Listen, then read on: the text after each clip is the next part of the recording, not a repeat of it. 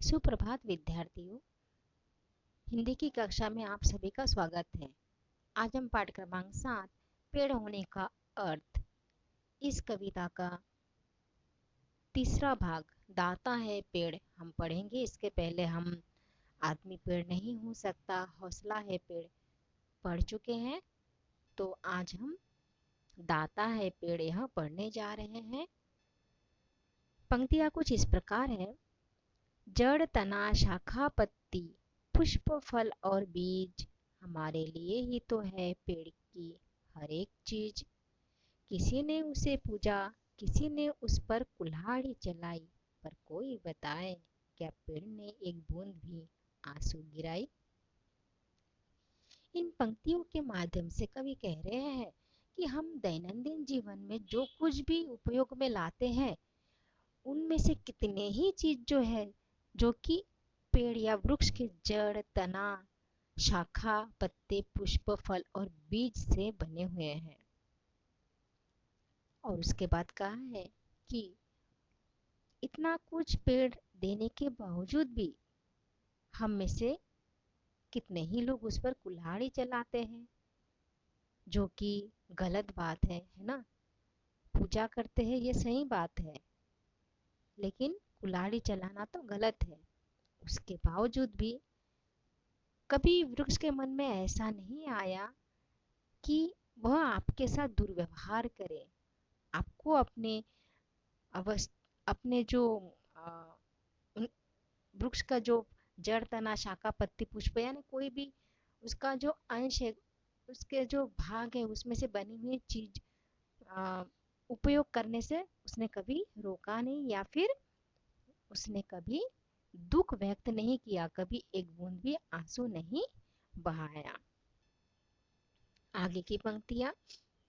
हमारी सांसों के लिए शुद्ध हवा, बीमारी के लिए दवा, शव यात्रा, शगुन या बारात सभी के लिए देता है पुष्पों की सौगात।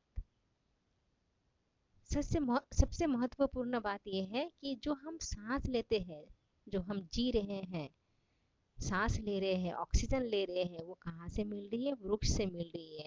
यानी वृक्ष जो है वो हमारे लिए कितना महत्वपूर्ण है। और बीमारी के लिए दवा, कितने ही यानी औषधीय वृक्ष है, पेड़ है,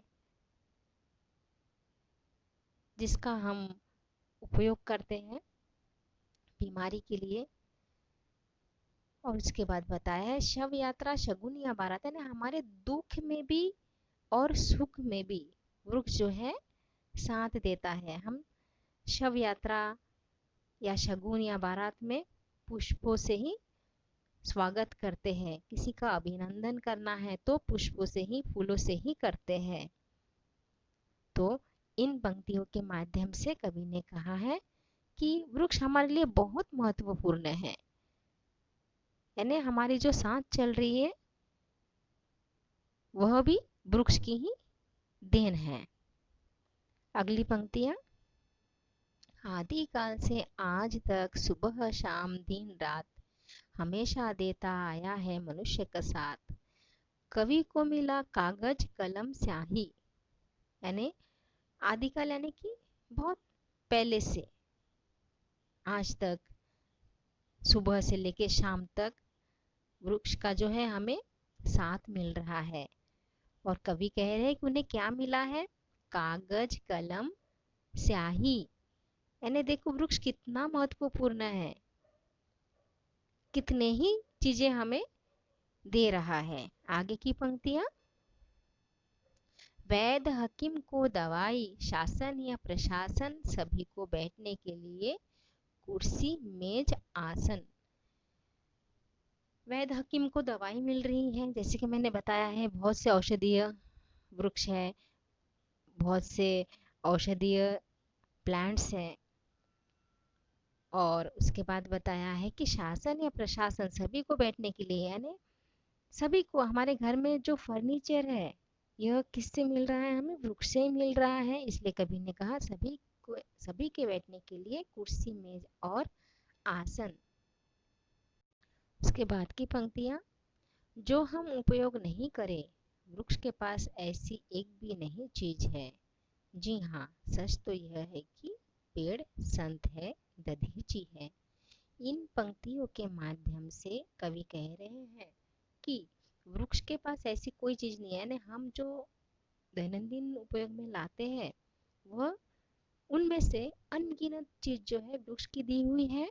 और इसलिए कवि ने वृक्ष को दधीची ऋषि की उपमा दी है। आपको मालूम है दधीची ऋषि कौन थे? ऐसे कहा जाता है कि एक बार वत्रासुर नामक राक्षस देवलोक पर अधिकार करने लगे और तब ब्रह्मा जी ने देवताओं को बताया कि वृत्रासुर को मारने का एक ही उपाय है, और वह उपाय यह है कि आत्मत्यागी महर्षि दधीची जो कि पृथ्वी लोक पर रहते हैं, उनकी अस्थियों से, उनके हड्डियों से बना वज्र, वज्र यानी कि अस्त्र शस्त्र। तो तब क्या करते हैं, देवराज इंद्र जो है, ब्रह्मा जी के कहने पर देवराज इंद्र जो है महर्षि दधीची से बिना हिचकिचाहट के वो उनसे क्या मांगते हैं, उनकी अस्थियों का वज्र। और यह सुनने के बाद, महर्षि दधीची यह सुनने के बाद पल भर भी न सोचकर लोक कल्याण हेतु वह समाधि ले लेते हैं, ताकि उनके जो अस्थियां है उनसे वज्र बना सके और वत्रासुर का दमन कर सके, वत्रासुर का नाश कर सके। यानी दधीची ऋषि जो है वह दाता है, दानवीर है, लोक कल्याण हेतु उन्होंने अपना प्राण त्यागा है। तो यह जो दधीची ऋषि है, यह उपमा कवि ने वृक्ष को दी है, क्योंकि वृक्ष भी जो है वह हमें केवल देता ही है। तो इन पंक्तियों के माध्यम से या इस कविता के माध्यम से हमने जाना कि प्रकृति मनुष्य के जीवन का स्पंदन है और पेड़ इस स्पंदन का पोषक तत्व है।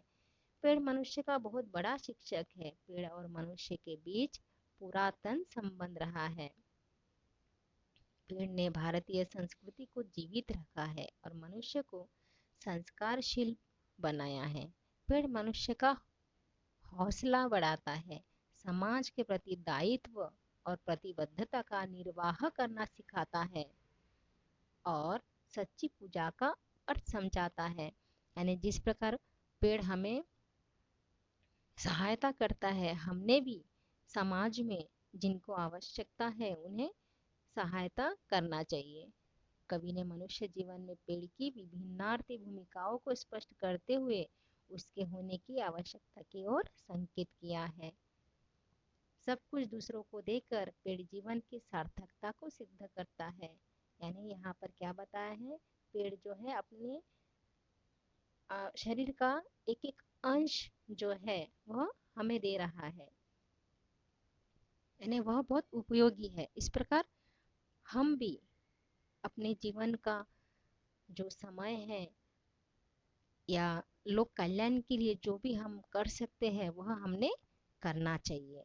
आशा है आप लोगों को यह कविता समझ में आ गया है और आप भी पेड़ की तरह दाता बनेंगे, दूसरों की सहायता करेंगे।